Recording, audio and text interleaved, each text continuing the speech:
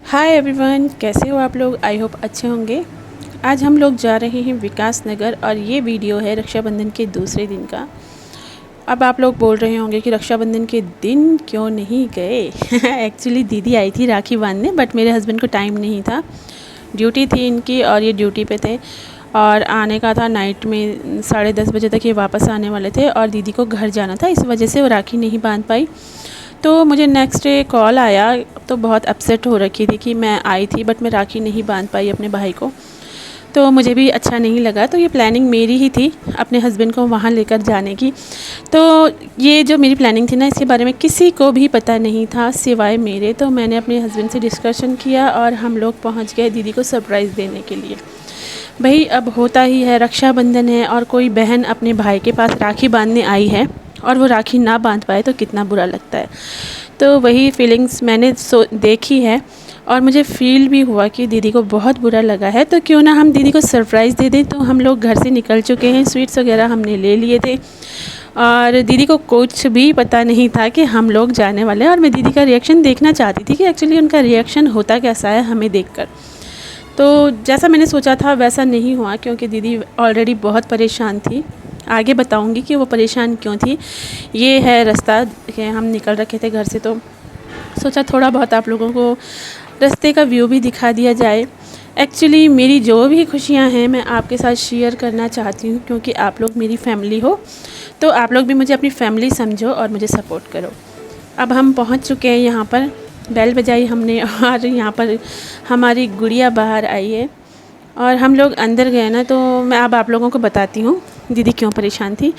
Actually आजकल scam चल रहा है बहुत बुरा, ठीक है, मैं आप लोगों को भी बताती हूँ, तो आप लोग भी इसको चीज़ को लेकर थोड़ा सावधान हो जाइएगा। आजकल स्कैम चल रहा है, कॉल आ रही है पुलिस वालों की तरफ से, जबकि वो पुलिस वाले नहीं होते हैं, वो फ्रॉड हैं। कॉल आती है कि आपका बेटा हमारे पास है, उसने कुछ गलत किया है किसी लड़की के साथ, जिस वजह से हमने उसे पकड़ा है। ये 2-3 साथी हैं और ये 2-3 लड़के हैं जो कि हमने पकड़े हुए हैं और जिसमें आपका बेटा भी है। तो आप हमें इतने पैसे दे दो या उतने पैसे दे दो, बड़ी रकम की डिमांड करते हैं कि हम आपके बेटे को चुपके से छोड़ देंगे बाहर से। और इसका ज़िक्र आप लोग हमारे बड़े साहब लोगों से मत करना, नहीं तो तुम्हारा बेटा छूट नहीं पाएगा। तो अब आप लोग सोचो कि जब कोई माँ इस तरीके से सुनती है तो उसे कैसा लगता है। ऐसे ही दीदी भी परेशान थी, तो इसलिए हमें वो तो अच्छा हुआ कि हम चले गए और मेरे हस्बैंड ने सारी बातें दीदी को समझाई, तो दीदी समझ गई थी कि हाँ सही में ऐसा नहीं है।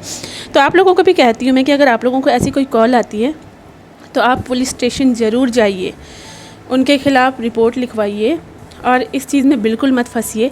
तो चलिए गाइज़, यहाँ पर इस टॉपिक को ख़त्म करते हैं। दीदी ने राखी बांध ली है और इसके बाद गुड़िया राखी बांधेगी, फिर मेरी बेटी राखी बांधेगी और यहाँ पर हम लोगों ने राखी वगैरह बांध के डिनर फिनिश करके हम लोग रात को ही वापस निकल गए थे। लेकिन सच कहूँ, जो दीदी के चेहरे पे मुझे खुशी दिखाई दी ना, बहुत अच्छा लगा मुझे। मैं कौन होती हूँ किसी भाई बहन को मिलाने वाली, बस मुझे थोड़ा खुशी चाहिए थी कि दीदी अपसेट हो रही थी तो उन्हें मैं अच्छा नहीं लगा मुझे सब बातें ये सुन के दीदी की, कि दीदी बहुत अपसेट हो रही थी, इसलिए मैं सबको लेकर वहीं धमक पड़ी। और सच कहूँ, मैं ना एक बात जानती हूँ कि अगर हम किसी के चेहरे पर खुशी ला सकते हैं तो इससे बड़ी खुशी की बात और कुछ नहीं होती है। लेकिन यहाँ पर बात ये भी आती है कि हमने जो किया है सामने वाला उसे कितना रिस्पेक्ट दे रहा है, क्योंकि रिश्ते दोनों तरफ से निभाए जाते हैं, एक तरफ से नहीं। तो यहाँ पर हमने डिनर फिनिश करके हम रात को ही घर आ गए थे। हम करीबन 11 बजे निकले थे वहाँ से, तो हम टाइम से अपने घर पहुंच गए थे, ट्रैफिक नहीं था रास्ते में।